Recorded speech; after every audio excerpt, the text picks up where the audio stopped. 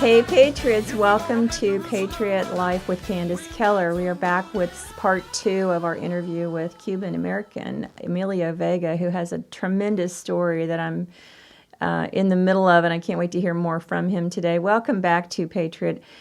We are thrilled to have you, and we want to just remind you that there's a lot going on. I'm going to continue to make announcements about that on our website, patriotamerica.com. And of course, you can email me at patriotamerica76@gmail.com. An announcement, too, that I want to make for Emilio. There is a demonstration, a big rally, a peaceful rally taking place in Washington, D.C. on the July 25th and 26th, which is a Sunday and a Monday, in support of Cuba. That will be taking place near the White House in D.C., and we're really calling on anybody who can go to be there. I actually have to speak in Northern Ohio, and I cannot be there, but I would go if I could. So welcome back to Emilio. I don't want to waste any time with a lot of preliminary stuff. You kind of left me hanging last time about your life story. I guess it was July 11th, the world's eyes turned to Cuba. Mm-hmm. And I know that the revolution always applies to Castro. He always called it that. And you have a square there named that in honor of it.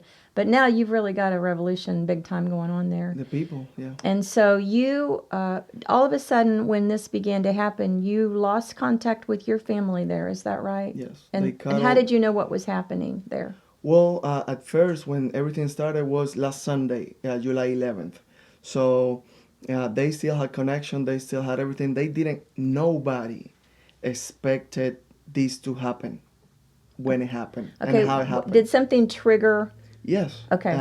It triggered the necessity, the misery, the people just want liberty. They are tired of being under the oppression and the tyranny that government really is.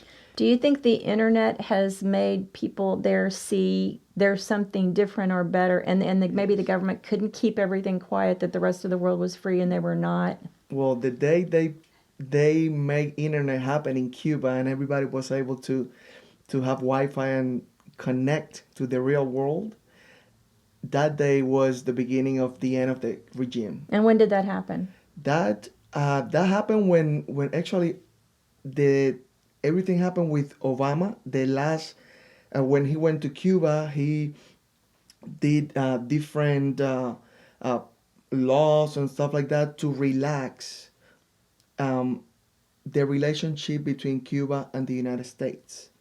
And what that did, it was with the agreement that the Cuban regime, the Castro government, was going to let the people have a little bit more freedom, if you will.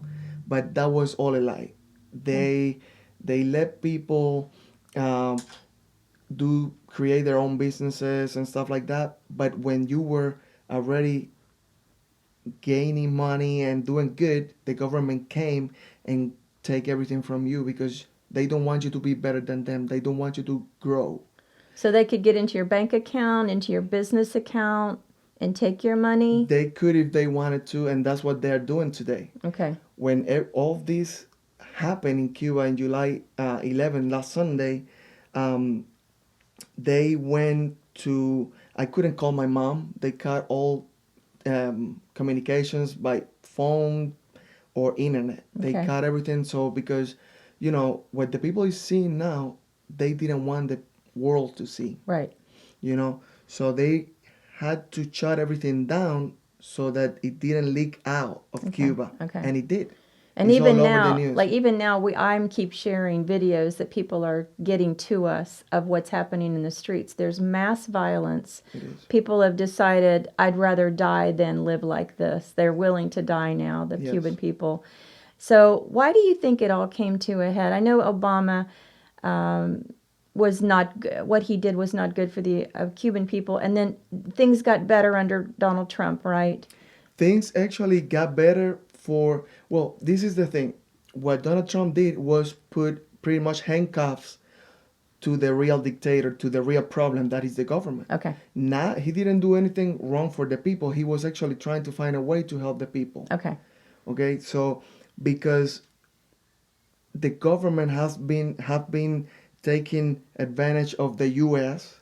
and other countries like Canada and Europe. Okay. They think that they really defend human rights and stuff like that, and we really know the world today know, and before today, they knew that the Cuban government is being uh, it's been always for 62 years a tyranny. Right. You know, they just don't. So this is confusing to the American people. Embargo is when we withhold our product from your country, or a sanction is when we don't give you what you need. And the reason that's a good thing is because it's not going to the people, right? The government intercepts it and they get it, and the people are not getting better. That's why the embargo was set forth, to keep the government out of the people's business. Okay? Yeah. But even though the embargo is in place, they still get medicine from the United States, they still get food from the United States, they still get important goods from the United States, like chicken, for example. It says made in the USA. They do get stuff from the USA, but they don't want the people of Cuba. So the government to officials know. have access to it, but not the population. Exactly. Okay. Okay, so you're here now and you're free, and you must be going through your own personal hell of not being able to speak to your mother and your family members. So we're trying to raise awareness here, and I really, this is a really sensitive subject. Americans don't know a lot about Cuba. Okay, so my brother did residency in Miami in the late 90s, and he called me and he said, Cubans are great business people and had a tremendous economy before Castro came in. In fact, one of the largest economies in the world. Yes. And then, of course, it all was ruined when Castro came in. So now, there's sort of been a silence for 50 or so years of what, it's all kind of a mystery. And it's frustrating for me because I know, I'm not Cuban, but I'm just saying we're 90 miles from you, from Cuba. And yet Americans still have this attitude, why are we getting involved in this? And that's a very, first of all, it's very un-Christian-like to watch abuse going on in a nation so close to us, particularly such a large number of Cubans who live here and have built the economy here also. Or people say, we don't need to get involved in a war. We need to, stay out of this. What do you feel about those comments? Because I find them rather crass and ignorant, if I could say it like that. Yeah. Well, I mean, we have to remember there is a Guantanamo Bay. Yes. The Guantanamo Bay was exactly created. It's there to prevent what's happening today in Cuba from the government and the military killing my people, so that they can intervene, so that they can protect. Because if your government is not protecting you, that's what that was set there for. People think that the Guantanamo Bay is always been a jail place to put terrorists there. That's not really all that the Guantanamo Bay is supposed to do. It was there to protect the Cuban people from the military, the tyranny from the Cuban government. Okay, so the Cuban people want Guantanamo Bay to continue to be there and do what it does. That's why Obama want to close it. That's why many presidents before Trump want to close it, because they feel threatened. You see? Yeah, right. They have the United States in your own country, and that is pretty much a territory of the United States, I would say, because nobody can go to Guantanamo Bay. Yeah, you step foot on there, it's like you're in America. Okay, you and I have never talked about this. How much difference would there be right now if every single Cuban citizen who was a law-abiding person could have a weapon in their home, a gun of their own, like we have here? If we had the same Second Amendment we have here, they would think it twice. They would probably even try it. The government would not come in. No, I don't think so. I've never talked to you about this. I'm assuming you're a Second Amendment guy. Do you feel like this is what is preventing Americans from being overrun by, because our government is quite out of control right now? Yeah, no, I don't think that is taking them. They're just doing it slowly, but they're doing it.